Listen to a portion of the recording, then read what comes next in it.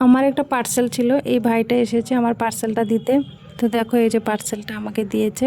তো এই পার্সেলটার ভিতরে কি আছে চলো তোমাদেরকে একটু দেখায়। অনেকদিন আগে কিন্তু পার্সেলটা অর্ডার দিয়েছিলাম, তো আমার কাজের চাপের জন্য আমি আর চেক করতে পারলাম না। ভাবলাম মধ্যে অর্ডারটা মনকু ক্যান্সেল হয়ে গেছে, দেখার বেলা না আজকে এসে পৌঁছালো আমার হাতে।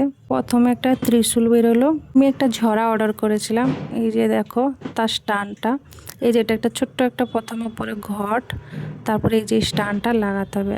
আজকে কিন্তু আমি স্টান লাগাতে বিফল হলাম। তোমাদের দাদাভাই আসলে তোমাদের দাদাভাইকে দেবো লাগাতে, তার জন্য পেক করে আবারও রেখে দিলাম। একটু ভুলের কারণে দেখো আমার ওড়নাটা ছিঁড়ে গেল। টুলের উপরে ছিল ওড়নাটা, এবার টেবিলটা আমি ঠেলে দেওয়ার সময় ওড়নাটা চাপা পড়ছিল, বুঝতে পারলাম না, টান মেরেছি আর ওড়নাটা ছিঁড়ে গেল। এখন তো দুপুরবেলা দোকানটা বন্ধ করে বাড়ি আসলাম খেতে, আর আজকের ওয়েদারটা একদমই ভালো না, মেঘলা মেঘলা ওয়েদার। একবারে চলে আসলাম রাতে। দেখো দোকান থেকে এসে এখনো ড্রেস ফ্রেস কিছু চেঞ্জ করে নিই, ভাত বসিয়েছি আর ওই সাইডে শুটকি মাছ রান্না করছি।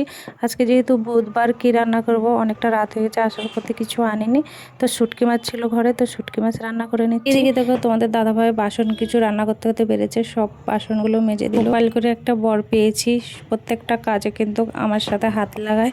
তো এখন রান্না করে দেখো ভাত বাড়তে বসে পড়েছি। তোমাদের দাদাভাই আবার লেবু পেঁয়াজ কেটে দিয়েছে, তার সাথে কাঁচা লঙ্কাও দিয়েছে, তো আমি এগুলো ভাতের উপরে গুছিয়ে দিয়েছি। আজকে শুধু শুটকি মাছের তরকারি করা হয়েছে, আর কিছু করা হয়নি। একটা রাত হয়ে গেছে, অনেক কাজ এখনো বাকি আছে আমার।